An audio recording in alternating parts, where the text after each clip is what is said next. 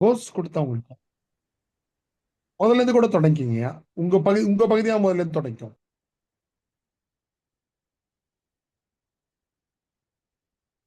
இனி நிகழ்வு என் குரல் என்றால் இன்றைய குரல் படைச்செருக்கு அதிகாரத்தினுடைய 4வது குரல்.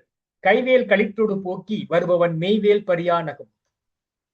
கையிலிருந்த வேலினை யானையின் மீது வீசிவிட்டதால் களத்தின் போரினை தொடர வேறு வேல் தேடுகிற வீரன் தன் மார்பின் மீதே ஒரு வேல் பாய்ந்திருப்பதைக் கண்டு மகிழ்ந்து அதனை பறித்து பகைமையை எதிர்த்திடுகிறான். இனி வரலாற்றில் இன்று மார்ச் மாதம் 30ஆம் நாள். இந்த நாளில் 1699ஆம் ஆண்டு குரு கோவிந்த் சிங் பஞ்சாபில் அனந்த்பூர் சாஹிப் நகரில் கால்சா அமைப்பை தோற்றுவித்தார். 1818ஆம் ஆண்டு இயற்பியலாளர் அசுட்டின் பெர்னலிஸ் ஒளியியல் சுழற்சி பற்றிய தனது குறிப்புகளை பிரெஞ்சு அறிவியல் கழகத்தில் படித்தார். 1822ஆம் ஆண்டு ஐக்கிய அமெரிக்காவில் புளோரிடியா பிராந்தியம் உருவாக்கப்பட்டது. 1842ஆம் ஆண்டு அறுவை சிகிச்சைகளில் முதலாக ஈத்தர் மயக்க மருந்து குளோரோஃபோட்லோம் என்பவரினால் பயன்படுத்தப்பட்டது. 1851 ஐக்கிய ராஜ்யத்தில் மக்கள் தொகை கணக்கெடுப்பு நடத்தப்பட்டது. 1858 அழிப்பானுடன் கூடிய எழுதுகோளுக்கான காப்புரிமம் ஐமன் லிப்பன் என்பவரினால் பெறப்பட்டது. 1861 சேர் வில்லியம் குரூக் தாலியம் தனிமத்தை கண்டுபிடித்தார்.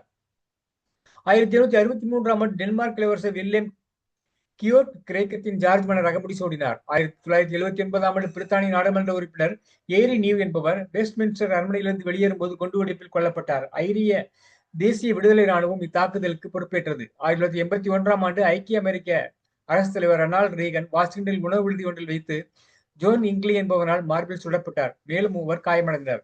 1982ஆம் ஆண்டு கொலம்பியா விண்ணோடம் நியூ மெக்சிகோவில் வெற்றிகரமாக தரையிறங்கியது. இந்த நாளில்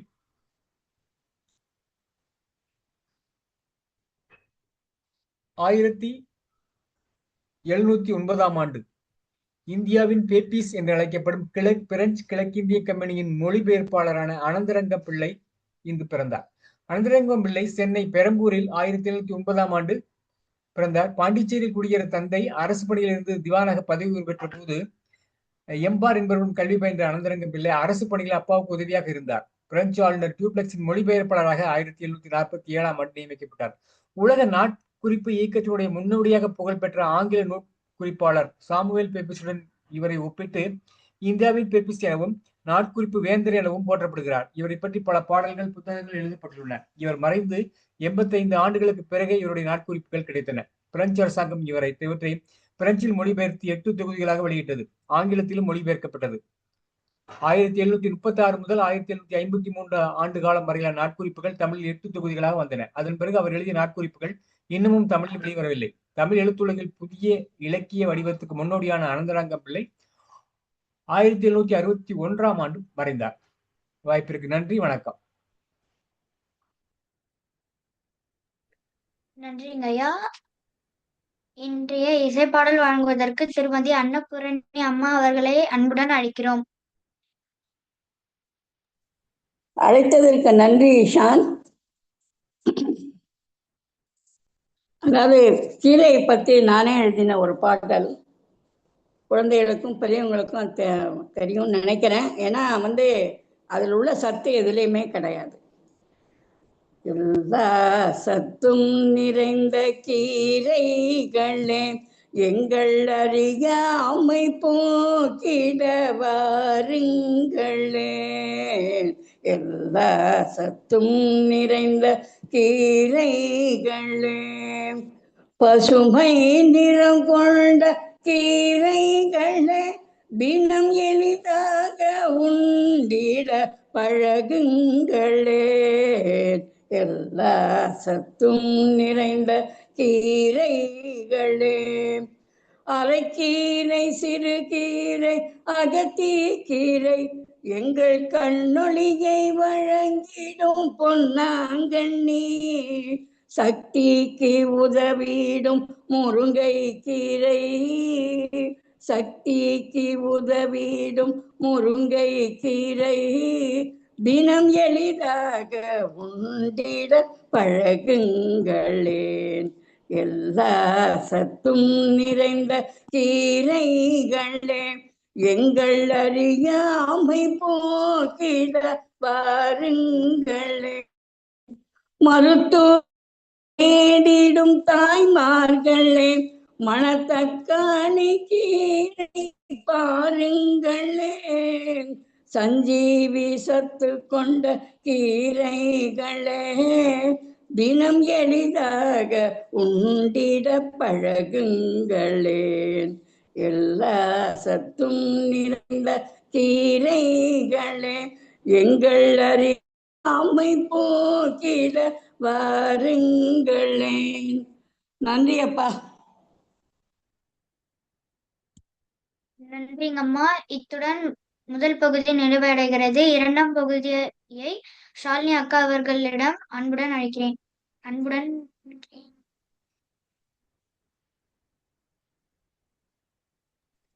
அனைவருக்கும் வணக்கம். சிறப்பாக உரையாற்றிய அம்மா அவர்களுக்கு கலந்துரையாடும் பேரவை தெரிவித்துக் கொள்கிறோம். வாழ்த்துரை வழங்குவதற்கு திருமுகம் ஐயா அவர்களை அழைக்கிறோம். நன்றி சுவாலினி. குரலமுது பதாகை பகிர்ந்து எடுத்து செல்லுங்கம்மா. நீங்க சாலினி குரலமுது சுவாதி எப்படி எடுத்து போறாங்கன்னு பார்த்து பண்ணுங்க, சரிங்களா? சாலினி அக்கா, இன்னைக்கு எப்படி எடுத்து போறாங்கன்னு பார்த்து பண்ணுங்க. சாலினி தொடருங்க. சாலினி, இது சுவாதி. சரிங்க. கலந்துரையாடுவோம் பேரவை தமிழ்நாடு நடத்தும் வாழ்வு களம். நிகழ்வு எண் 2104, நாள் 30/3/2026, திங்கட்கிழமை. இன்றைய சிறப்பு அழைப்பாளர் திருமுகம் ஐயா அவர்கள், பட்டதாரி ஆசிரியர், ஓய்வு, மனவளக்கலைத்துறை பேராசிரியர், மணமேற்குடி. 34 ஆண்டுகள் அரசு பணி ஆசிரியர். பள்ளி மாணவர்களுக்கு மோட்டிவேஷனல் ஸ்பீச். யோகா கலையில் 26 ஆண்டுகள் அனுபவம். தமிழ்நாடு தமிழ் சங்கத்தில் புதுக்கோட்டை மாவட்ட ஒருங்கிணைப்பாளர், புதுவை முத்தமிழ் சங்கத்தின் செயற்குழு உறுப்பினர், தமிழ்நாடு முற்போக்கு எழுத்தாளர் கலைஞர் சங்கத்தின் மாவட்ட குழு உறுப்பினர். ஐயா அவர்கள் இன்று பேச எடுத்துக்கொண்ட தலைப்பு உள்ளத்தின் உயர்வே வாழ்வின் உயர்வு. ஐயா, தங்கள் 6 மணி வரை உரையாற்றலாமா ஐயா? வாருங்களேன்.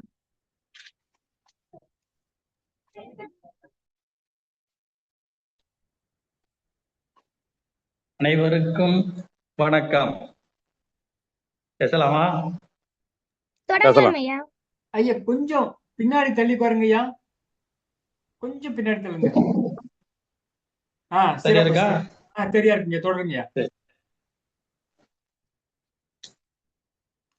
கலந்துரையாடுவோம் பேரவை தமிழ்நாடு நடத்தும் இந்த அற்புதமான இந்த நிகழ்வில் என்னை கலந்து கொள்ள ஏற்பாடு செய்த தலைமை ஒருங்கிணைப்பாளர் பேராசிரியர் தமிழ் அவர்களே,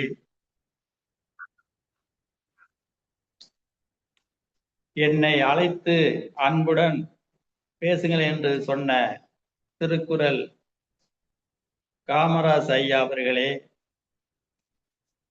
இந்த அற்புதமான இந்த நிகழ்வில் இடம்பெற்ற திருக்குறள் பாவை சு ஷாலினி, குரலரசன் சு இஷான், திருக்குறள் பாவை பா பிரதீபா,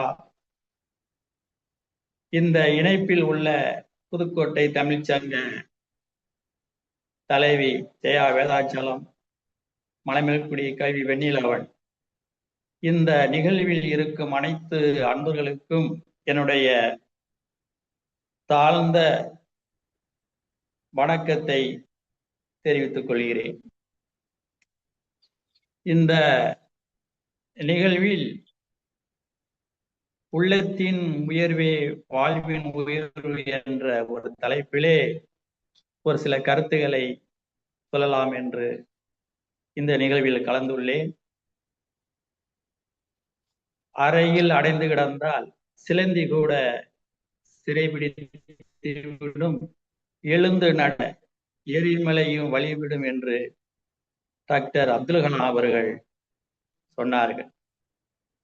ஒரு இரும்பு ஒரு இடத்தில் கிடந்தால் அந்த இரும்புல உள்ள துரு அந்த இரும்பை அழித்துவிடும். அந்த இரும்பு வலிமையான இரும்பை கொஞ்சம் கொஞ்சமாக சிதைத்துவிடும். அதுபோல ஓடாத நதியும் தேடாத மனமும் தெளிவு கொள்ளாது என்பார்கள். இதற்கு எடுத்துக்காட்டாக எங்களையும் ஒரு தேடலுடன் இந்த அற்புதமான நிகழ்வில் என்னை கலந்து கொள்ள வாய்ப்பு அளித்த அனைத்து அன்புகளுக்கும் மீண்டும் ஒரு வணக்கத்தை தெரிவித்துக் கொள்கிறேன். வெள்ளை திரை இருக்கிறது என்றால் அதில் இருக்கிறது என்றால் வெள்ளை திரையை பற்றி பெருசாக பேச மாட்டார். இதோ அந்த வெள்ளை திரையில் ஒரு கரும்புள்ளி இருக்குது என்றுதான் சொல்வார்.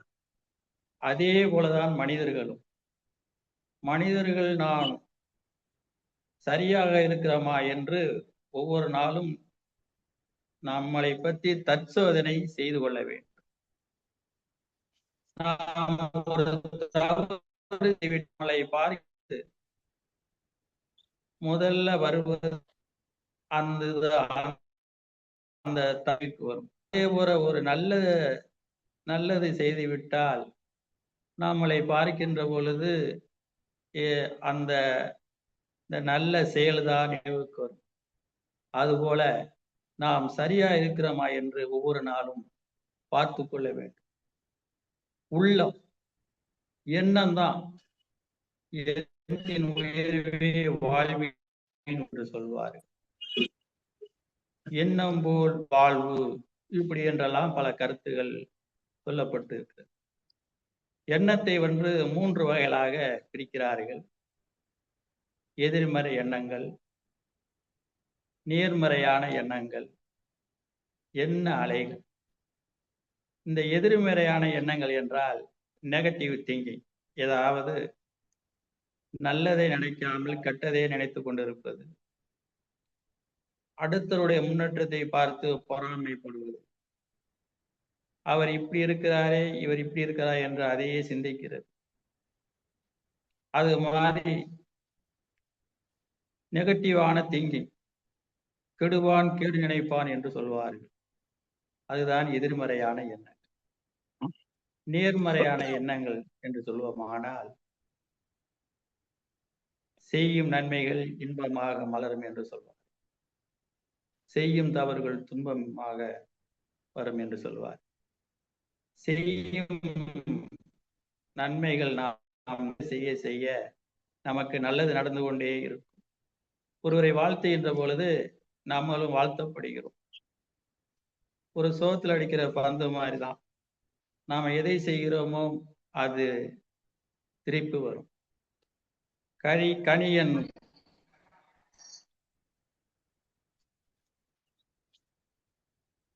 தீதும் நன்று பிறர் தரவாரா என்று சொல்லியிருக்கிறார்கள். நன்மையாயிருந்தாலும் தீன்மையாயிருந்தாலும் நாம் என்ன செய்கிறோமோ அதுதான் வரும். அதுபோல நாம் எதை செய்கிறோமோ அதுதான் நம் உள்ளத்தின் உயர்வோ வாழ்வின் உயர்வு என்று அப்படிங்கிறது. உள்ள நல்லா இருந்தா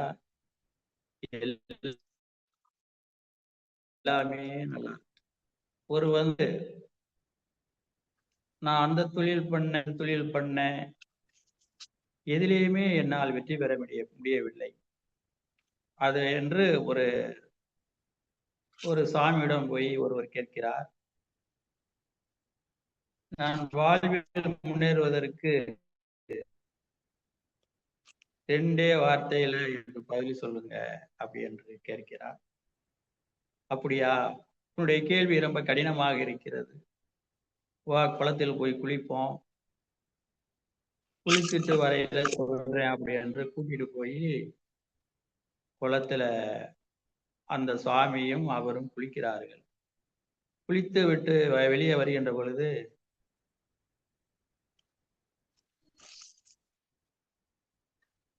வாழ்க்கையில முன்ன சொல்லுங்க சாமி கேட்கிறார். உன்னுடைய கேள்வி கடினம், அதனால இன்னைக்கு வீட்டுக்கு போயிட்டு நாளைக்கு வா, 2 பேரும் போய் அந்த குளத்தில் குளிப்போம், நிச்சயமாக குளத்தில் வருகின்ற போது சொல்லிடுறேன் என்று சொல்லி அனுப்பிவிட்டார். நாளை வருகிறார். 2 பேரும் போய் அந்த குளத்துல குளித்து விட்டு வருகிறார். அப்பொழுது அந்த சுவாமி சொல்கிறார், இந்த குளத்தை பார்த்தியா? பார்த்தேன். நேற்று எவ்வளவு தண்ணி கிடந்தது, இது தண்ணி குறைவா கிடந்தது. தாமரை தண்டு எப்படி இருந்துச்சு? அந்த தண்ணியுடைய உயரத்துக்கு ஏற்ப தாமரை தண்டு இருக்கு. இன்னைக்கு எவ்வளவு தண்ணி கிடக்கு? நிறைய தண்ணி கிடக்கு. எப்படி தண்ணி வந்தது? நைட்டு மழை பெஞ்சிச்சு, மழை பெஞ்சிச்சு, நீர் வந்தது, குளம் நிரம்பியது. இப்ப தண்ணியின் உயரத்துக்கு ஏற்ப தாமரை தண்டு உயர்ந்திருக்கு அப்படி என்று ஆமா என்று சொன்னார். இதைத்தான் 2000 ஆண்டுகளுக்கு முன்னாடி திருவள்ளுவர் 2000 ஆண்டுகளுக்கு முன்னாடியே சொல்லிட்டு போனார். வெள்ளத்தனைய மலர் நீட்ட மாந்தர்தம் உள்ளத்தனையது உயர்வு என்று அன்றே. இதோட ஞானமா யாராலையும் சொல்ல முடியாது. உள்ளத்தின் உயர்வோ வாழ்வின் உயர்வு, எண்ணத்தின் உயர்வோ வாழ்வின் உயர்வு. எண்ணம் நல்லா இருந்தா எல்லாமே நல்லா இருக்கு. நாம் ஒவ்வொரு நாளும் நம்மளை ஆய்வு கொள்ள வேண்டும், தற்சோதனை வேண்டும். ஒரு கல்லையும் ஒரு உளியையும் ஒரு சிற்பியிட்ட கொடுத்தோம்னா அந்த கல்லுக்குள் சிலை இருப்பது என்பது எல்லாருக்கும் தெரியும். அந்த சிற்பி தேவையில்லாத அகற்றுகின்ற பொழுது ஒரு அற்புதமான சிலை வருகிறது. அது போலதான் நாம் நம்மளுடைய தேவையில்லாத எல்லாம் அகற்றுகின்ற பொழுது நான் ஒரு நல்ல மனிதராக, ஒரு புதுமையான மனிதராக நாம் சமுதாயத்தில் விளங்க முடியும். அதுபோல நல்ல எண்ணங்களை நாம் விதைத்து கொண்டே இருக்க வேண்டும். நாம் எதை விதைக்கிறோமோ அதை தான் பறிக்கிறோம். நல்லது செய்தால் நல்லது, கெட்டது செய்தால் கெட்டது. எண்ணம், சொல், செயல் மூன்றும் ஒரே மாதிரி. எண்ணத்துக்கு ஏற்ப செயல் இருக்க வேண்டும், செயலுக்கு ஏற்ப சொல் இருக்க வேண்டும். வார்த்தை தான் உலகிலேயே மிக நம்மளை வாழ்க்கையே வார்த்தையில் தான் இருக்கு என்று சொல்வார். நாம் ஒவ்வொரு வார்த்தையும் நல்ல நல்ல வார்த்தைகளாக பேச வேண்டும். அதற்குத்தான் இறைவன் நல்ல வார்த்தையை பேசதான் அந்த நாவை படைத்திருக்கிறார். நல்ல நல்ல வார்த்தையால் பேச நம்மிடம் ஒரு ஜீவ ஊற்று ஏற்படும். அடுத்தவரை நாம் வாழ்த்தி கொண்டே இருந்தால் நாம் நல்லா இருக்க முடியும். நாம் ஒரு நிலைமையில் உயரே சென்று விட்டால் யாரையும் மதிக்காமல் இருந்துவிடக்கூடாது. எல்லாரையும் ஒரே மாதிரி, எல்லா உயிர்களையும் ஒரே மாதிரி நாம் பார்க்க வேண்டும். அதற்குத்தான் அன்று கண்ணதாசன் ஒரு பாடலை பாடினார். உண்மையை சொல்லி நன்மையை செய்தால் உலகம் உன்னிடம் மயங்கும், நிலை உயரும் போது பணிவு கொண்டால் உலகம் உன்னிடம் வணங்கும். அற்புதமாக அன்று ஒரு பாடலை சொன்னார். இப்போ வானத்துல மேகக்கூட்டங்கள் இருக்கிறது, பக்கத்துல ஒரு புகை கூட்டமும் செல்கிறது. அந்த மேகக்கூட்டத்தை பார்த்து நீனும் வெள்ளையாதான் இருக்க, நானும் வெள்ளையாதான் இருக்கிறேன், உன்னைய மட்டும் ஏன் மதிக்கிறாள் என்று அந்த புகை கேட்கிறது. அந்த மேகத்தை பார்த்து அந்த மேக கூட்டம் எதையுமே சொல்லாமல் மௌனம் காக்கிறது. அந்த புகை சொல்லிவிட்டு கலைந்து செல்கிறது. அந்த மேகக்கூட்டம் கொஞ்ச நேரத்துல மழை மேகமாக மாறி கீழே இறங்கி மழையை கொடுக்கிறது, நாடு சிரிக்க வைக்கிறது. அதுபோல நாம் சில நேரங்கள் உயர்ந்து விட்டால் நாம் நம்மளை உயர்த்திய பெற்றோர்களை, ஆசிரியர்களை, நம்மளை ஆளாக்கினவர்களை எப்போதும் மதிக்க வேண்டும். எவ்வளவுதான் உயர போனாலும் நம்மிடம் பணிவு, துணிவு, கனிவு மூன்றும் நம்மிடம் இருக்க வேண்டும். நம்மளை எண்ணங்கள் பல எண்ணங்கள் நம்மளை நல்ல எண்ணங்களும் வரும், கெட்ட எண்ணங்களும் வரும். தலைமையில பறவைகள் வந்து பறப்பது போல எண்ணங்கள், கெட்ட எண்ணம். அந்த எண்ணங்கள்ல வந்து நல்லதை மட்டும் நாம் எடுத்துக்கொள்ள வேண்டும். கெட்ட எண்ணங்களை நாம் உள்ளே விட்டால் அது வந்து தலையில் கூடு கட்டி இருதயத்திலே பதிவாகி அதற்கு பிறகு அதிலிருந்து நாம் வெளியே வர முடியாத ஒரு சூழ்நிலை ஏற்படும். அதனால் நல்ல எண்ணங்களை மட்டும் நாம் எடுத்துக்கொண்டு வாழ்வில் நாம் சிறப்பாக வாழ, வாழ்க்கையில் நம்பிக்கை உருவாக்கிக் கொள்ள, நம்புவர் நம்பிக்கைதான் மனிதனை. ஒரு இடத்தை கொண்டிருந்தார், அங்கே மாணவர்கள் எல்லாம் இருந்தார். நான் வந்து இதுல வந்து அவர் சொல்லுகிறார், அதிக நேரம் நான் பேசுகின்ற பொழுது விடாமல் யார் கை தட்டுகிறார்களோ அவர்களுக்கு பரிசு வழங்கப்படும் என்று அவர் சொல்லுகிறார் மேடையிலே. அப்ப அவர் பேச்சை நிறுத்தி விட்ட பிறகு எல்லாரும் கை தட்டுகிறார்கள், தட்டி ஓய்ந்து விட்டார்கள். ஒருவர் மட்டும் தட்டி கொண்டார். கிட்ட போய் பார்த்தார், 2 பேர் தட்டுகிறார். ஒருவருக்கு வலது கை இல்லை, இடது கையிலே தட்டுகிறார். ஒருவருக்கு இடது கை இல்லை, வலது கையிலே தட்டுகிறார். 2 கையை உள்ளவர்கள் எல்லாம் தட்டி ஓய்ந்து விட்டார்களே, நீங்கள் மட்டும் என் ஒரு கை இல்லாமல் தட்டி கொண்டிருக்கிறது என்று கேட்டதற்கு, எங்களுக்கு ஒரு கை இல்லை என்றாலும் நம்பிக்கை ஒன்று இருக்கிறது அப்படி என்று சொன்னார்கள். ஒரு மனிதனை நம்பிக்கை உயர்த்தும். நிச்சயமாக நம்பிக்கையோடு போனால் உயர்த்தும். முடியாது என்று நான் சொல்ல முடியாது. முடியாது என்பது மூச்சிலாடைய பேச்சு. முடியும் என்றால் வானம் உன் கை. 100 முறை தோற்றாலும் முயன்று முயன்று தன் வலையை பின்னிக்கொள்ளும் சிலந்திய பாருங்கள். எதிலேயுமே நம்பிக்கையுடன் நாம் இருக்க வேண்டும். ஒரு பள்ளியை முன்னாடி ஒருவர் பலூன் விற்றுக் கொண்டிருக்கிறார். அங்கே கலர் பலூன், கருப்பு பலூன் எல்லாம் இருக்கிறது. எல்லா மாணவர்களும் பலூன் வாங்குகிறார்கள். அந்த வண்ண வண்ண நிறத்தில் உள்ள பலூன் எல்லாம் வாங்கி விட்டார்கள். அதில் கருப்பு பலூன் மட்டும் அங்கே விற்பனையாகாம இருக்கிறது. அப்பொழுது பார்த்துவிட்டு ஒருவன் சிறுவன் போய், அந்த எல்லா பலூனும் விற்று விட்டதே, இந்த கருப்பை யாரும் வாங்க மாட்டார்களா என்று அந்த சிறுவன் கேட்கிறான். அது பறக்காதா என்று அந்த சிறுவன் கேட்கிறான். அதற்கு அந்த வியாபாரி சொல்லுகிறார், உயர பறப்பதற்கு நிறம் முக்கியமல்ல, காற்றுதான் முக்கியம் என்று. அப்படி என்று அவர் சொல்கிறார். அந்த பலூன் வாங்கி விட்டார். அமெரிக்காவிலே கருப்பு இன மக்களுக்காக பாடுபட்ட ஒரு மிகப்பெரிய ஒருவர் மார்ட்டின் லூதர் கிங் என்று சொல்வார். அது மாதிரி அவர் இளமையிலே வாழ்விலே ஒரு பல வண்ணங்கள் இருந்தாலும் எண்ணங்களை உயர்த்தி வாழ்க்கையிலே உயர்ந்தவர்கள் எல்லாம் நிறைய இருக்கிறார்கள். அமெரிக்கா ஜனாதிபதி மாளிகைக்கு முன்னாடி ஆப்ரஹாம் லிங்கன் கீழே ஷூவுக்கு பாலிசு போட்டு கொண்டிருக்கிறார்.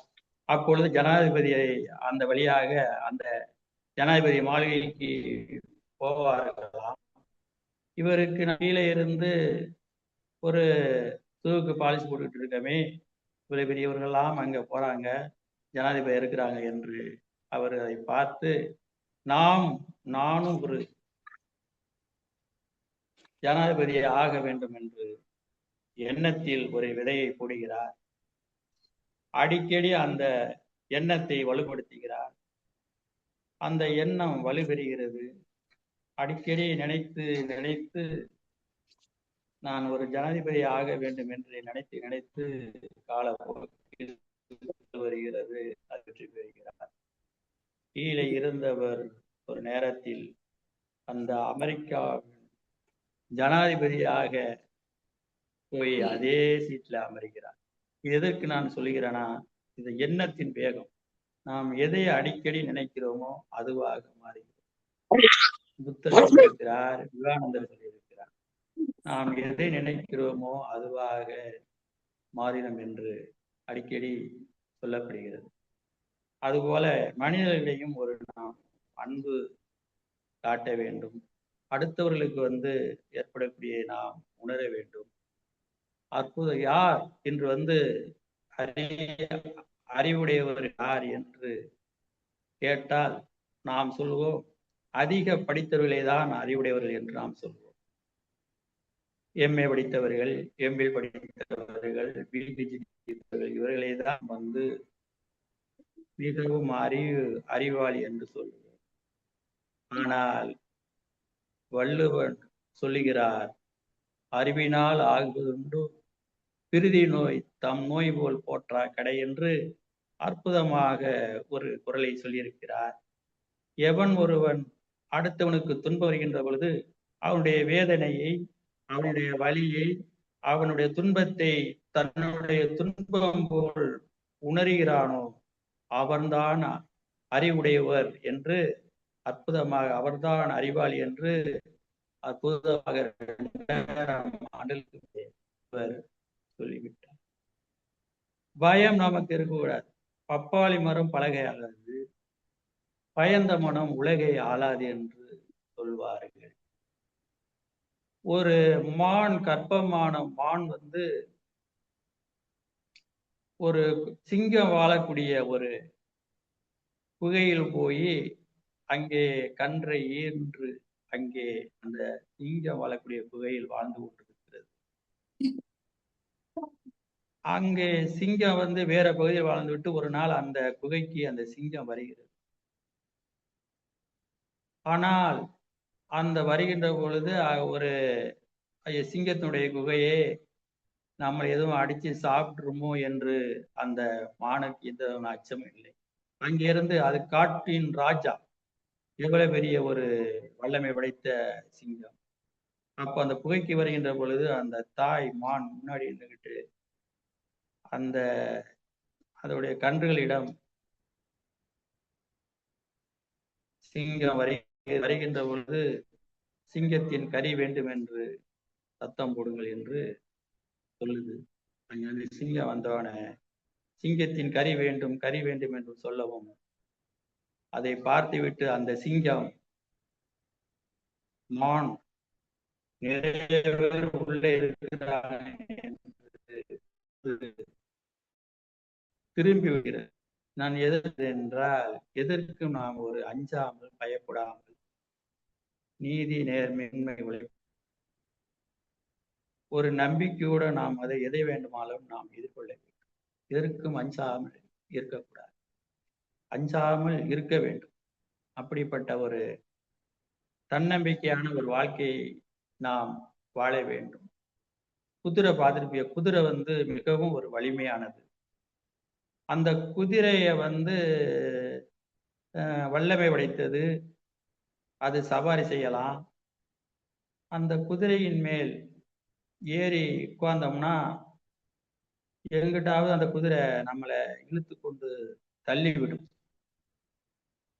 ஆனால் அந்த குதிரையை ஒரு சரியான வழியில் வழி நடத்துவதற்கு கடிவாளத்தை அந்த கடிவாளம் போட்டு அந்த குதிரையை தாம் விருப்பப்படி எந்த திசையில் நாம் சேர்க்க வேண்டும் என்பதை வழிநடத்தி செல்கிறார்கள். அப்ப அந்த குதிரையை வழிநடத்துவது அந்த கடிவாளம் தான். அதுபோல நம்ம மனிதர்களுக்கு நம்மளை வழிநடத்தக்கூடியது மிகப்பெரிய ஒரு கருவி நம்மளுடைய நாக்கு தான்.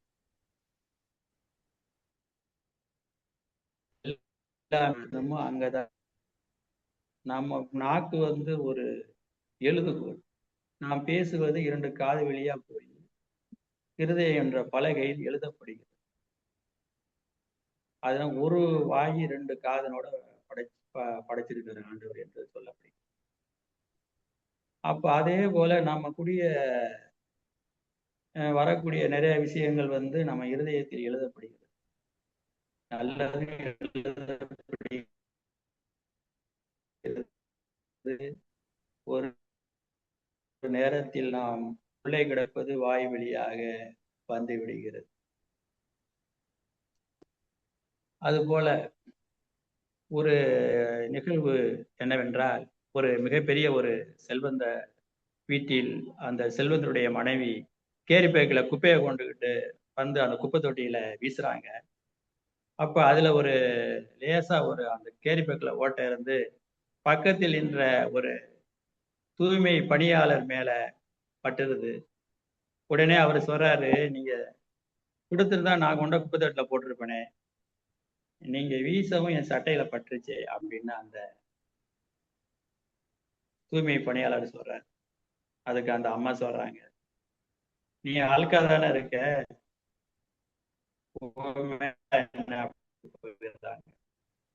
அவர் வந்து அவனுக்கிட்ட அந்த இதை ஃபீல் பண்ணி அப்படியே ஆளுகிட்டு இருக்காரு.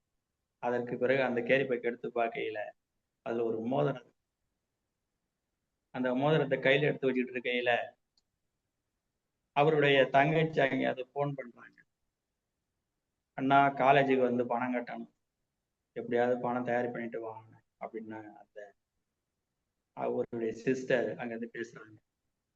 அப்ப இவருடைய மைண்ட்ல என்ன ஓடுறதுன்னா, இதை வித்துட்டு அந்த பணத்தை கொண்ட கட்டலாமா அப்படின்ற எண்ணம் ஓடுது. அது மட்டுமல்ல, அவருடைய நண்பர்களிடம் ஆலோசனை கேட்டு அதை வித்துட்டு கட்டுவோம் என்று கேட்டுட்டு விற்கிறதுக்காக ஒரு கடைக்கு போறான். போய் விற்க போற நேரத்துல அப்பா சொன்ன ஒரு தாட்டு, அப்பா சொன்ன ஒரு இது நினைவுக்கு வருகிறது. எக்காரணத்தை கொண்டு அடுத்த பொருளுக்கு நீ ஆசைப்படாது. எக்காரணத்தை கொண்டும் செருப்பா இருந்தாலும் அடுத்த வீட்டு பொருளை நீ எடுத்துற. அடுத்து சொல்லியிருக்காரு அப்பா, தவறு செய்யாதவன்லாம் நல்லவன், தவறு செய்வது வாய்ப்பு வருகின்றது, தவறு செய்யாம இருக்கிறவன் மிக மிக நல்லவன் என்று அப்பா சொன்ன இது நினைவுக்கு வந்தது. அதோட அந்த மோதிரத்தை விற்காம நேரா அந்த செல்வந்தர் வீட்டுக்கு கூட்டிட்டு போய் அந்த மோதிரத்தை கொடுக்குறான். கொடுத்த பிறகு அந்த மனைவியும் அவங்க வீட்டுக்காரர் வந்து என்ன சொன்னாங்கன்னா, நீ வந்து உன் சட்டை மேல அழுக்கா இருந்தாலும் உன்னுடைய உள்ளம், உன்னுடைய எண்ணம் தூய்மையா இருக்கிறது என்று பாராட்டினார். அதுபோல நம்முடைய எண்ணம் தான் நம்ம வந்து இருக்கு. ஒரு பானையில் பால் இருக்கிறது என்றால் அதில் ஒரு செட்டு விஷம் கலந்தால் பாலை விஷமாகுமா, விஷம் பாலாகுமா? பாலுதான் விஷமாகும். முடிந்தவரை நம்மளால் பிறருக்கு நன்மை செய்ய வேண்டும். முடிந்தவரை நல்ல நல்ல வார்த்தைகளை சொல்லலாம். நாவு இறைவனை ஏன் படைத்திருக்கார்? நல்ல இனிமையான வார்த்தைகளை பேசுவது தான் இறைவன் படைத்திருக்கார். உள்ளம் உயர்வா இருக்க வேண்டும். உள்ளத்தின் உயர்வு வாழ்விற்கு ஒரே ஒரு மட்டும் சொல்லிவிட்டு விடலாம் என்று நினைக்கிறேன். இமயமலையின் உயரமான சிகரம் எவரெஸ்ட். 8848 மீட்டர் உயரம் உள்ள இந்த எவரெஸ்ட் சிகரம், இதுல வந்து டென்சிங் என்பவர் அந்த மலையில ஏறாரு. ஏறையில ஏறி உலக சாதனை படைச்சவர். ஏறிட்டு இருக்கையில அவருக்கு தேவையான உணவு பொட்டலங்கள், தண்ணீர் பாட்டெல்லாம் கொண்டுகிட்டு மேலே ஏறுறாரு. ஏறையில அவரால் மேலே ஏற முடியல. காரணம் என்னன்னா, அவர்கிட்ட இருக்கிறது தண்ணீர் பாட்டில், உணவு பொட்டலங்கள், அதனால சுமை இருப்பதனால ஏற முடியும். முதல்ல வந்து அந்த தண்ணீர் பாட்டை தூக்கி எறிகிறாரு. கொஞ்சம் வெயிட்லெஸ் ஏற்படுது. அதற்கு பிறகு உணவு பொட்டலத்தை தூக்கி எறிகிறாரு. எரிஞ்ச பிறகு கொஞ்சம் ஃப்ரீ ஆகிறாரு. அதற்கு பிறகு இமயமலையின் எவரெஸ்ட் சிகரத்துக்கு போனதாக சொல்லப்படுகிறது டென்சிங் அவர்கள். அதுபோல நம் வாழ்வில் தேவையில்லாத விஷயங்களை எல்லாம் நாம் தூக்கி எறிய வேண்டும். தேவையானதை மட்டும் நாம் எடுத்துக்கொள்ள வேண்டும். தேவையான எடுத்துக்கொண்டு எப்பொழுதும் சந்தோஷமாக மகிழ்ச்சியாக வாழ வேண்டும். பெரிய வாழ்க்கை என்னவென்றால் பிறருக்கு துன்பம் கொடுக்காமல் வாழ்வது மிக பெரிய வாழ்க்கை. நல்லதே செய்வோம், நல்லதே நடக்கும். நல்ல எண்ணம், நல்ல செயல், நல்ல சொல்லு, எண்ணத்தின் உயர்வே வாழ்வின் உயர்வு என்று கூறி பேசுவதற்கு வாய்ப்பளித்தமைக்கு நன்றி சொல்லி விடைபெறுகிறேன். நன்றி, வணக்கம். சிறப்பாக உரையாற்றிய ஐயா அவர்களுக்கு மனமார்ந்த நன்றி தெரிவித்துக் கொள்கின்றோம். நன்றிங்க ஐயா. வாழ்த்துறை வழங்குவதற்கு திருக்குறள் காமராஜர் ஐயா அவர்களே அன்புடன் அழைக்கின்றோம். தொடர்ந்து ஐயாண்டிலே இருக்குமாறு டில்லி பிரம்மநாயகம் ஐயா அவர்களே அன்புடன் கேட்டுக்கொள்கின்றோம். வாருங்கள் ஐயா. வெள்ளத்தனிய மலர் நித்தம் மாந்திரதம் உள்ள தனியது உயர்வு. நீர்ப்பூக்களுடைய தண்டின் நீளம் நீர் நின்ற அளவினதாகவே இருக்கும். அதுபோல மக்களுடைய உயர்ச்சியானது அவருடைய ஊக்கத்தின் அளவினதாக இருக்குன்னு வள்ளுவர் சொல்றார். என்று நம்முடைய அரங்கத்துல சிறந்த ஒரு ஆளுமையை நான் சந்திக்கிறதுக்கு ஒரு வாய்ப்பை இந்த பிரபஞ்சம் தந்திருக்கிறது என்று சொன்னால் நான் அதற்கு முதலிலே நன்றி கடன் பட்டவனாக இருக்கின்றேன். 2104வது நாள் மதிப்பிற்கும் மரியாதைக்கும் உரிய 34 ஆண்டுகள் தன்னுடைய ஆசிரியர் பணியை தொடர்ந்து பணி செய்து ஓய்வு பெற்று இவரிடம் நான் படிக்கவில்லையே என்கிற ஒரு ஆதங்கத்தை ஏற்படுத்தியிருக்கிறார் என்றுதான் நான் சொல்ல. அந்த அளவுக்கு சிறந்த ஆசிரியர் நம்முடைய மனவளக்கலையினுடைய ஆசிரியராகவும் இருக்கிறார். தமிழ்நாடு தமிழ்ச்சங்கத்தின், அதாவது புதுக்கோட்டை மாவட்டத்தினுடைய ஒருங்கிணைப்பாளரும் இருந்து தமிழ்நாடு முற்போக்கு எழுத்தாளர் கலைஞர் சங்கத்தினுடைய மாவட்ட குழு உறுப்பினராகவும் இருக்கிறார். நான் கூட முற்போக்கு எழுத்தாளர் சங்கத்துல திருவண்ணாமலையினுடைய கிளையிலே இருக்கிறேன் என்பதை சொல்லிக் கொள்வதிலே நான் பெருமை அடைகிறேன் என்று அவர் எடுத்துக்கொண்ட தலைப்பானது உள்ளத்தின் உயர்வே வாழ்வின் உயர்வு. ஐயா, நான் இது பேசட்டுமா அப்படின்னு கேட்டுட்டு ஒரு 2-3 தலைப்பை சொன்னார். இது நல்லா இருக்கீங்க, ஒரு மாதத்துலயும் ஒரு தலைப்பு பேசுங்க, வரும்போது உங்களுடைய தோழர்கள், நண்பர்கள், உறவினர்கள், வெளிநாடு உள்நாடு யாராக இருந்தாலும் அழைத்து வாருங்கள் என்று சொன்னேன். அதே போல நிறைய நண்பர்களை எல்லாம் அழைத்து வந்திருக்க அவர்களுக்கு என்னுடைய வாழ்த்துக்களையும் வணக்கத்தையும் முதலில் தெரிவித்துக் கொள்கிறேன். உள்ளத்தின் உயர்வே வாழ்வின் உயர்வு என்பது மனிதனின் மன உறுதி மற்றும் எண்ணங்களின் உயர்வுக்கு ஏற்பவே அவனது வாழ்க்கை உயரும் என்பது மிகச்சிறந்த கூற்று. உன்னுடைய சூழல் எப்படி இருக்கிறதோ அதை வைத்துதான் உன் வாழ்க்கை அமையும். உன்னை சுற்றி யாரெல்லாம் இருக்கிறார்கள், உன்னுடைய சமுதாயம் எப்படி இருக்கிறது, உன் தெருவு எப்படி இருக்கிறது, உன்னுடைய உறவினர்கள் எப்படி இருக்கிறார்கள், நண்பர்கள் எப்படி இருக்கிறார்கள் என்பதை வைத்துதான் உன்னுடைய வாழ்வு அமையும் என்பதும், இதைத்தான் வள்ளுவர் 595 உணர்த்துவது என்னன்னு கேட்டீங்கன்னா இந்த குறள் தான். வெள்ளத்தனிய மழை நீட்டம் மாண்டதும் உள்ளத்தனியது உயர்வு.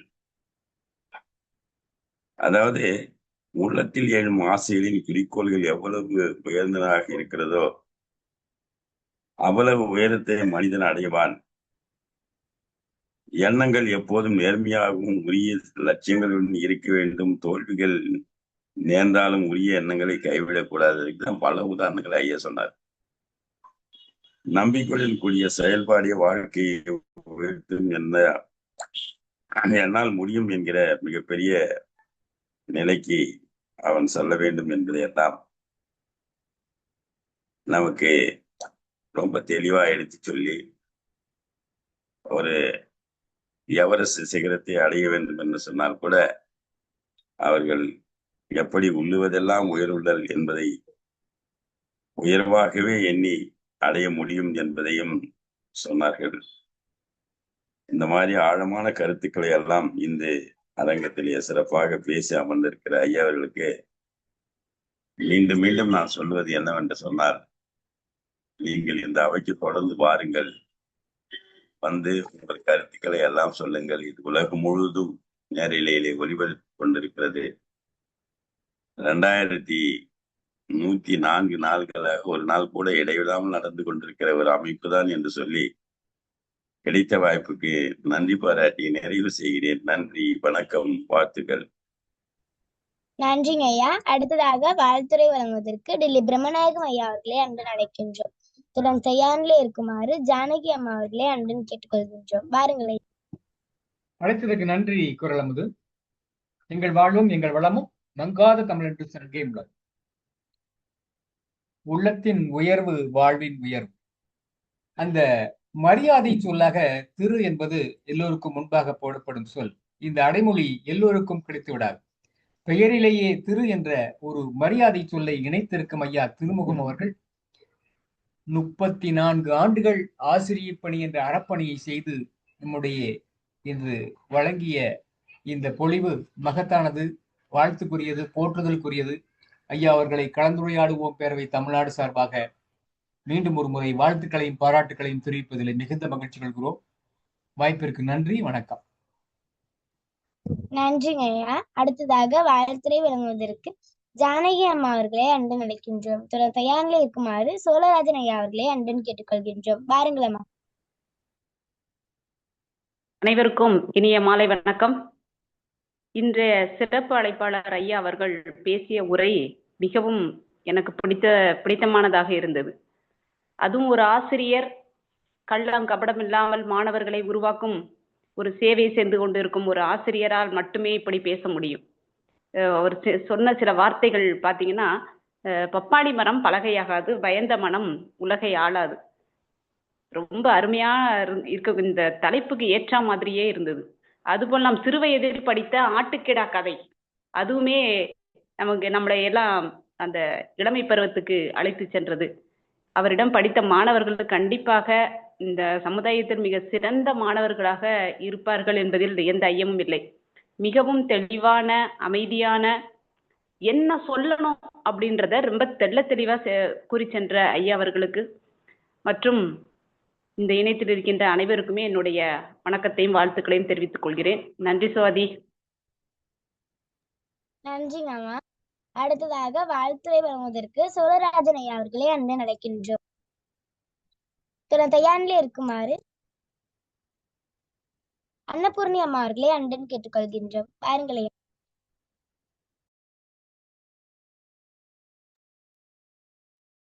சோழராஜன் ஐயா. வந்தேன். சரியா தெரியுதா? தெரியுதுங்க ஐயா, தொடங்கலாம் ஐயா. அனைவருக்கும் வணக்கம். பொதுவாகவே உள்ளத்தின் உயர்வை பற்றி அவர் சொன்னார். உள்ளம் உயர்ந்தால் நாமும் உயரலாம் என்ற ஒரு கருத்தை தெளிவாக சொல்லியிருக்கிறார். உங்களுடைய நிகழ்ச்சியை நான் 2வது முறையாக பார்க்கிறேன். இந்த நிகழ்ச்சியை கலந்து கொள்கிறேன். முதலாவது திருமதி ஜெயா வேதாச்சலம், அடுத்து இப்ப பேசியவர்களுடைய இதை எப்படி இருக்கு அப்படின்றது பார்க்கறதுக்கே இப்போ 70 கிலோமீட்டர் பைக்கில் ஓடிட்டு வந்து முகம் கூட கழுவாம உங்களோட உட்காந்து பேசிட்டு இருக்கிறேன். ஏன்னா இதுல உள்ள ஆர்வம் நல்ல முறையில நடத்திட்டு இருக்கீங்க.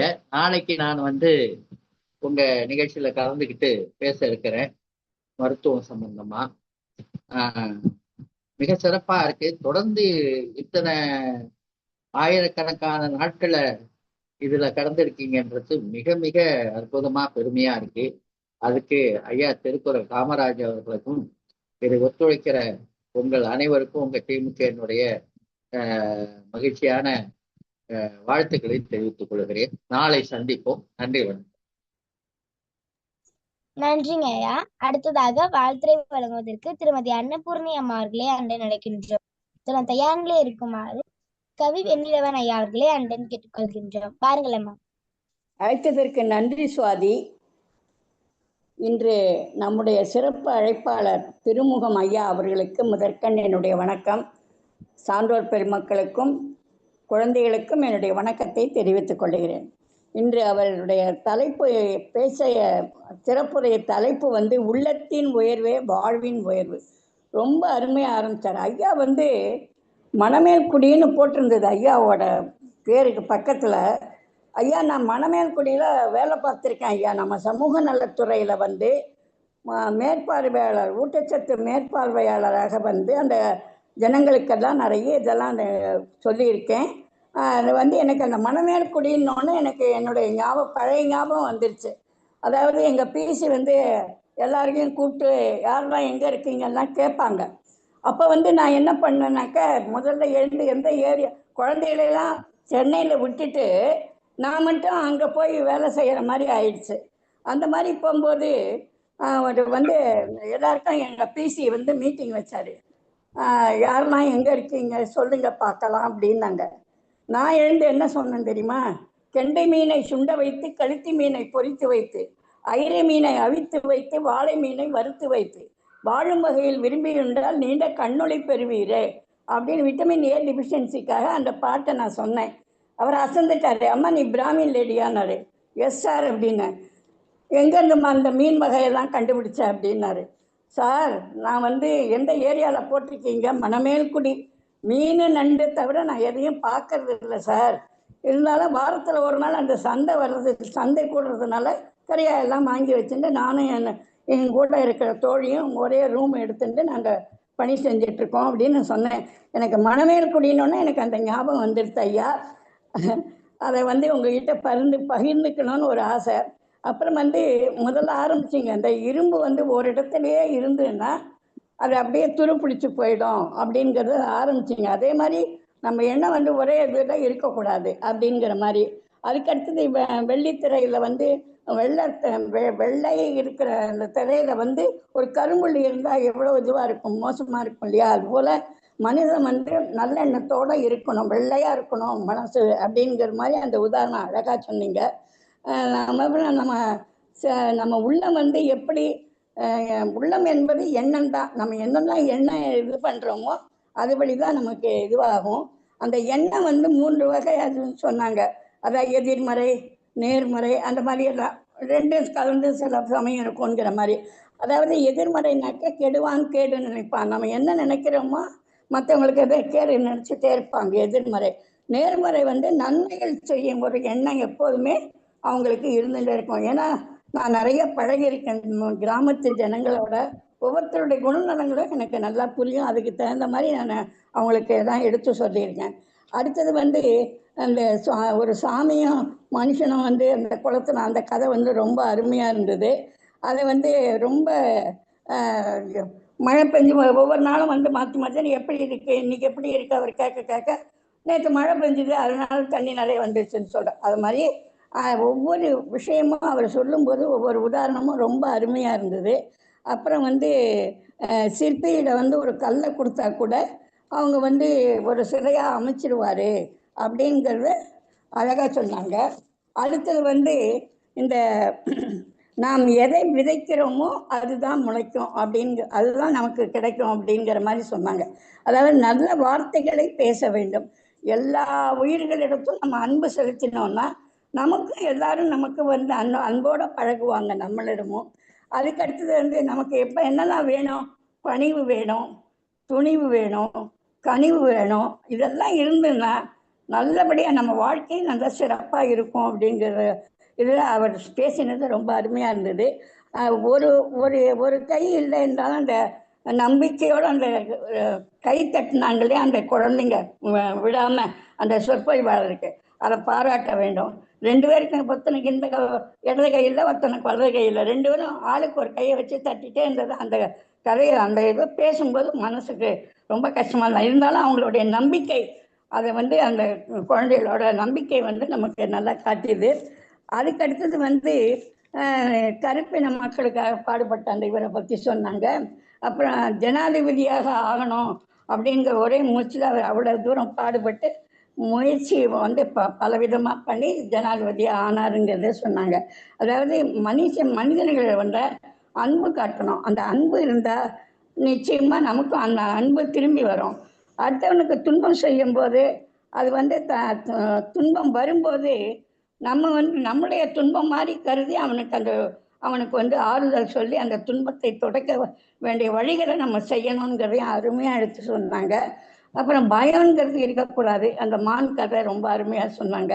அப்புறம் குதிரையை சரியாக செலுத்துறதுக்கு என்ன வேணும்? கடிவாளம் வேணும். அதே மாதிரி நம்மளுடைய மனசை வந்து வழி நடத்துறதுக்கு நம்ம நாக்கு வந்து இது நல்லதே பேசணும். அதை அந்த நாக்கு அடக்கணும் அப்படிங்கிறது அந்த உதாரணம் ரொம்ப அருமையாக இருந்தது. அப்புறம் அந்த தூய்மை பணியாளர் கதையும் ரொம்ப அருமையாக எடுத்து சொன்னாங்க. அவளுக்கு மனசு வந்து ரொம்ப தூய்மையாக இருக்குது அப்படிங்கிறத அழகாக எடுத்து சொன்னாங்க. அடுத்தது எவரெஸ்ட்டு உயரமான அந்த சிகரத்தை வந்து தென்சில் மலை வந்து ஏறுறாரு. அந்த இது பொருளெல்லாம் எடுத்துன்னு ஏறும்போது ரொம்ப சிரமமாக இருக்குது. எல்லாத்தையும் இது பண்ணிட்டு போகும்போது ஜெயிச்சிடுறாரு அப்படிங்கிறத. அதாவது அதே மாதிரி வாழ்வில் வந்து தேவையில்லாத விஷயங்களை வந்து நம்ம நீக்கிடணும். விட்டுட்டோம்னா நமக்கு வந்து நல்லதே நடக்கும். அந்த மாதிரி எடுத்து சொல்ல வேண்டிய அந்த இதெல்லாம் ரொம்ப அருமையாக சொன்னாங்க. அப்புறம் நல்ல எண்ணம் நல்ல செயல்கள் நம்மை நிச்சயமாக உயரத்திற்கு கொண்டு போகுங்கிறது என்னுடைய கருத்து. ஐயாவோட கருத்தை நான் ஆமோதிக்கிறேன். நன்றி ஐயா. வாழ்த்துக்கள் ஐயா. நன்றிங்கம்மா. அடுத்ததாக வாழ்த்துரை வழங்குவதற்கு கவி வெண்ணிலவன் ஐயா அவர்களே அன்று நடக்கின்றோம். தயாரிலே இருக்குமாறு ஜெயா வேதசலம் அம்மா அவர்களை அன்றன் கேட்டுக்கொள்கின்றோம். வாருங்கள் ஐயா. வணக்கம். இன்றைய உரையில பார்த்தீங்கன்னா ஒரு வாழ்க்கையின் உயர்வுக்காக ஐயா திருமுகம் ஐயா அவர்களுடைய உரை மிகவும் சிறப்பாக இருந்தது அப்படின்னு சொல்லணும். பல்வேறு தரப்பட்ட கதைகளை அதற்கு உதாரணம் காட்டி நல்லா சொல்லியிருந்தாங்க. அது வந்து ஒவ்வொரு கேட்கின்ற ஒவ்வொருடைய மனதையும் கண்டிப்பாக ஏற்றிருக்கும் என்பதில் எந்த சந்தேகமும் இல்லை. ஏனென்றால் இப்பொழுது கருத்துக்களை சொன்ன அவர்களுடைய கருத்துக்களை எல்லாம் பார்க்கின்ற பொழுது இது போல ஒவ்வொருடைய கேட்ட வாசகர்களுடைய மனதை கவர்ந்திருக்கும் என்பதில் எந்தவித சந்தேகமும் இல்லை. அவர் இது போல ஒரு சிறப்பான நிகழ்வாக இருந்தது என்றுதான் சொல்ல வேண்டும். அதனால் இது போல ஒரு நல்ல நிகழ்வுகளை தொடர்ந்து நீங்கள் ஒளிபரப்புகிற அந்த இயக்கத்திற்கும் இன்று சிறப்பான ஒரு உரை வழங்கிய திருமுகம் ஐயா அவர்களுக்கும் எனது நன்றியையும் தெரிவித்துக் கொள்கிறேன். நன்றிங்க ஐயா. அடுத்ததாக வாழ்த்துரை வழங்குவதற்கு ஜெயா வேதசலம் அம்மா அவர்களே அன்புடன் அழைக்கின்றோம். வாருங்கள் அம்மா. நன்றிமா. இணைப்பில் இணைந்திருக்கின்ற அத்துணை நல்லுள்ளங்களுக்கும் இன்றைய மிகச் சிறப்பாக நெறி ஆளுகை செய்து கொண்டிருக்கின்ற குழந்தை செல்வத்திற்கும் இன்றைய நிகழ்வில் மிக அருமையான கருத்துக்களை இங்கே பகிர்ந்து கொண்ட ஐயா திருமுகம் அவர்களுக்கும் இங்கே வாழ்த்துரை வழங்கிய அத்துணை நல்லுள்ளங்களுக்கும் எனது வணக்கத்தையும் மாலை வணக்கத்தையும் தெரிவித்துக் கொள்கின்றேன். திருமுகம் ஐயாவை பற்றி சொல்ல வேண்டியதே இல்லை. மிகவும் ஒரு சிறந்த ஆளுமை என்றுதான் சொல்ல வேண்டும். 35 ஆண்டுகளாக ஆசிரியராக பணியாற்றி மிகச்சிறந்த பணியாளராக ஆசிரியர் பணியாளராக பணியாற்றி இப்பொழுது பணி நிறைவு பெற்றதற்கு பின்னும் கல்லூரிகளிலும் பள்ளிகளிலும் சென்று தன்னம்பிக்கை பற்றிய வகுப்புகளை எடுத்துக்கொண்டு வருகிறார். அது மிகவும் பாராட்டத்தக்க விஷயம். இன்று அவர் ஆற்றிய உரையில் மிகச் சிறப்பான கருத்துக்களை இங்கே பகிர்ந்தளித்திருக்கின்றார். பல்வேறு கருத்துக்களை உதாரணமா முயற்சி வேண்டும் என்று மட்டும் சொல்லாமல் முயற்சியை பற்றிய கருத்தை அதோடு பல கதைகளையும் அவர் சொல்லி அதை புரிய வைக்கும்படியாக சொன்னது மிகவும் நேர்த்தியாக இருந்தது என்றே நான் கருதுகிறேன். பல கருத்துக்களை இங்கே அவர் பகிர்ந்து கொண்ட போது முயற்சி, அறிவாளி என்றால் யார் என்பதற்கான உதாரணங்கள், பயந்த மனம் இருக்கக்கூடாது, பயந்து பயந்து நாம் இருந்தால் எதையும் சாதிக்க இயலாது என்பதற்கான ஒரு கதையையும் மிக அழகாக சொன்னார். தன்னம்பிக்கை வேண்டும், வாழ்க்கையில் தன்னம்பிக்கை வேண்டும் என்ற ஒரு விடயத்தை அழகாக உதாரணம் காட்டி கதை சொல்லி மிகச் சிறப்பாக இங்கே எல்லோருக்கும் எடுத்து எம்பினார். அதோடு தூய்மை பணியாளர் பற்றி சொன்ன விடயம் உண்மையிலேயே மிகவும் மனதை தொட்டது. மிக அருமையாக இங்கே பல்வேறு கருத்துக்களை உதாரணங்களோடு எடுத்து சொன்ன திருமுகம் ஐயா அவர்களுக்கு எனது நன்றியையும் பாராட்டுகளையும் தெரிவித்துக் கொள்கின்றேன். நன்றி. நன்றிங்க அம்மா. ஐயா, காணல் உரை. இன்றைய சிறப்பு அழைப்பாளர் ஐயா அவர்களை காணல் உரை வழங்கி சிறப்பிக்க அன்பு அழைக்கின்றோம். காணல் உரையில் தாங்கள் இந்த கலந்துரையாடுவோம் பேரவையில் கலந்து கொண்டு உரையாற்றிய அனுபவத்தையும் ஏதேனும் கருத்துக்கள் விடுபற்றி இருந்தால் அந்த கருத்துக்களையும், மேலும் இந்த பேரவை சிறப்பாக நடைபெறுவதற்கு கருத்துக்கள் இருந்தால் அந்த கருத்துக்களையும் பகிருமாறு இன்றைய சிறப்பழைப்பாளர் திருமுகம் ஐயா அவர்களே அன்பு அழைக்கின்றோம். வாருங்கள் ஐயா.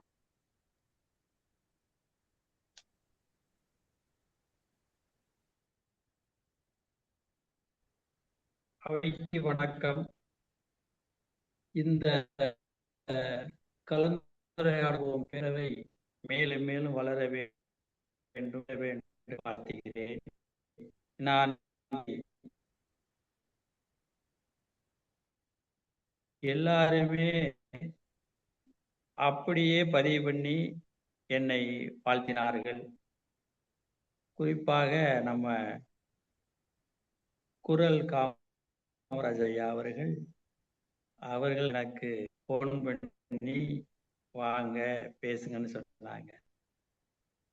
அதான் அதுதான் சொன்னேன், அறையில் சிலந்தி கூட சிறைபிடித்து விடும், எழுந்து நட எரிமலையும் வழிவிடும் என்று.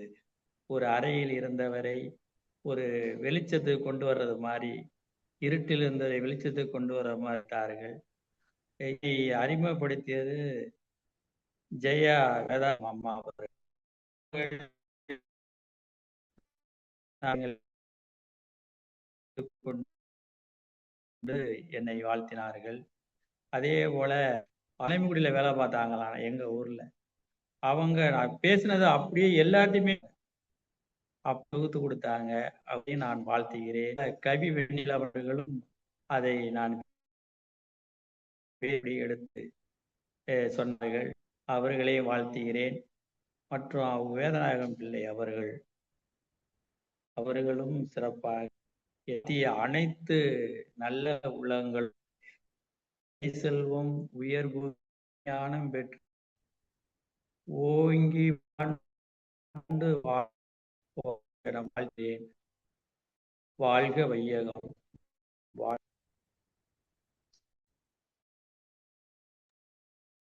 நன்றிங்க ஐயா. இத்துடன் 2ஆம் போது நிறைவடைந்து விட்டது. 3ஆம் போது நிகழ்வை குணமதி அவர்களிடம் படைக்கின்றேன். வாய்ப்பளித்தமைக்கு நன்றி, வணக்கம். அழைத்ததற்கு நன்றி. அனைவருக்கும் வணக்கம். இன்றைய நிகழ்வு எண் 2104 கலந்துரையாடுவோம் பேரவை தமிழர் நடத்தும் ஆய்வுக்களம். இன்றைய சிறப்பு அழைப்பாளர் திருமுருகன் ஐயா அவர்கள் கலந்துரையாடுவோம் பேரவையின் சார்பாக நன்றிகள் தெரிவித்துக் கொள்கிறோம். ஐயா அவர்கள் கலந்துரையாடுவோம் பேரவையுடைய தகவல் சேனல் பெருமூலமாக வழங்கப்படும். நிகழ்ச்சியின் தலைமை ஒருங்கிணைப்பாளர் மரியாதைக்குரிய தமிழ் இயலன் கண்ணம்மா அவர்களுக்கும், நிகழ்ச்சியின் முன்னாள் இந்நாள் ஒருங்கிணைப்பாளர்களுக்கும், நிகழ்ச்சியில் கலந்து கொண்டு சிறப்பித்து வாழ்த்துறை வழங்கிய அனைத்து சகோதரர்களுக்கும், குரலும் பொருளும் வழங்கிய சகோதரர்களுக்கும், இசைப்பால் வழங்கியவர்களுக்கும், வளர்ச்சி செல்ல வழங்கியவர்களுக்கும் வாழ்த்துக்களும் பாராட்டுக்களும் நன்றிகளும். நிகழ்ச்சியினுடைய அழைப்புதல் பாராட்டு சான்றிதழ் சாமலியம் அவர்களுக்கும் நன்றிகள். மனமும் அறிவும் மனிதனுக்கு அழகு, மனிதனை மனிதனாக்குவோம், தமிழை தமிழாக்குவோம், தமிழை தமிழாகவே ஆழ்வோம் என்ற வழியோடு மீண்டும் நாளை மாலை சந்திப்போம் என்று நம்பிக்கை வெளிப்படுத்துகிறோம். நன்றி, வணக்கம். நன்றி. நாளைய நிகழ்வு கலந்துரையாடுவோம் பேரவை தமிழ்நாடு